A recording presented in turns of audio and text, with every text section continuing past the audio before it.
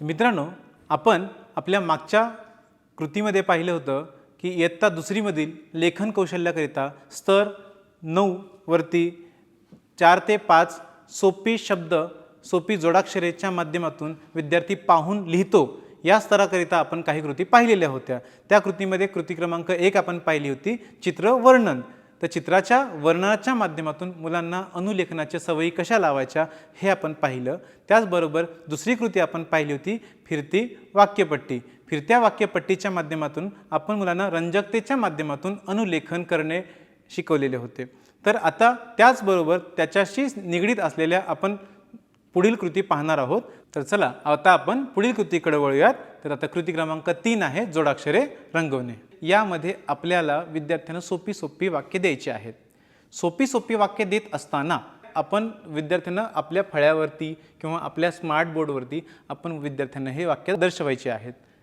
उदाहरणार्थ की बघा, आपण सूचना याच्यामध्ये मुलांना दिलेली आहे की पुढील वाक्य पाहून लिहा व त्यामधील जोडाक्षरे शोधा, ती जोडाक्षरे रंगवा।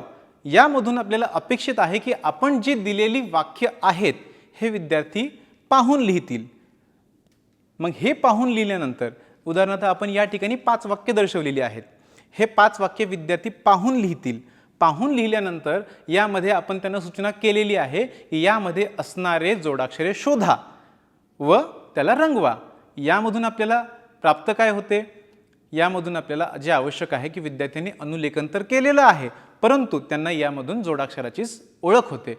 मग आपण याच्या माध्यमातून मुलांनी जेव्हा जोडाक्षरे शोधल्यानंतर ते रंगवली, यामधून काय झालं की मुलांना प्रत्येक वाक्यामध्ये जे असणारी जोडाक्षरे आहेत हे त्यांच्या लक्षातही राहील।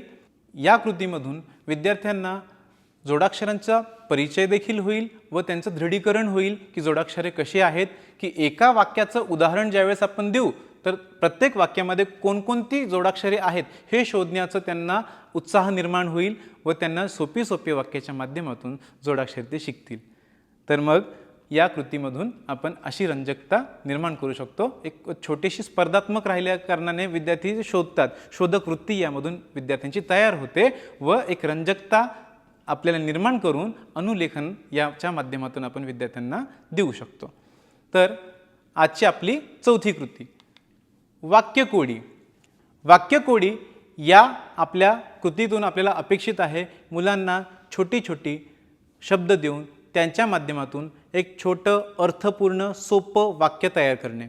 तर यामध्ये आपण विद्यार्थ्यांना काही सूचना करणार आहोत। यामध्ये पुढील शब्दांच्या योग्य क्रम लावून अर्थपूर्ण वाक्य तयार करा या सूचनेच्या माध्यमातून आपण विद्यार्थ्यांना काही शब्द देणार आहोत व त्यांना त्याचा आपण शिक्षक म्हणून त्या मुलांना अर्थपूर्ण वाक्य त्यांच्याकडून तयार करून आपणच हे वाक्य फळ्यावरती लिहून देऊ। तर उदाहरणार्थ की पहिलं वाक्य आपण मुलांना हे छोटे शब्द दिले, माझ्या आहे शाळेत मैदान। हे दिल्यानंतर आपण विद्यार्थ्यांना विचारणार की हां मुलांनो सांगा बरं या शब्दांच्या माध्यमातून आपल्याला वाक्य तयार करता येते का? तर ते आपल्याला विद्यार्थी चर्चेच्या माध्यमातून वाक्य अर्थपूर्ण तयार करून सांगतील।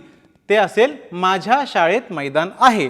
या अर्थपूर्ण वाक्याला आपण फळ्यावर लिहून देऊ व पूर्ण वाक्य झाल्यानंतर परिपूर्ण वाक्य लिहून दिल्यानंतर विद्यार्थ्यांना ते लिहून घेण्यास आपण सांगूयात। अशाने विद्यार्थी पाहून लिहिल व त्याच्यामध्ये अचूकता ते असेल। अशाच पद्धतीने सूर्य उगवतो सकाळी दररोज हे दिल्यानंतर विद्यार्थी आपल्याला चर्चेच्या माध्यमातून वाक्य अर्थपूर्ण करून सांगतील दररोज सकाळी सूर्य उगवतो हे ते पाहून लिहितील। त्यानंतर आहेत पक्षी बसले झाडावर हे आपण ज्यावेळेस आव्हान देऊ मुलं आपल्याला सांगतील पक्षी झाडावर बसले आहेत, आपण ते फळ्यावर लिहून देऊ, विद्यार्थी तेच पाहून लिहितील।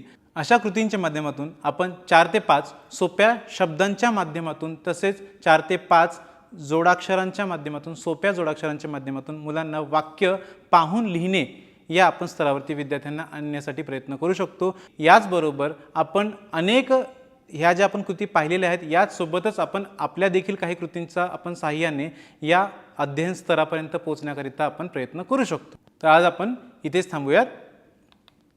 धन्यवाद।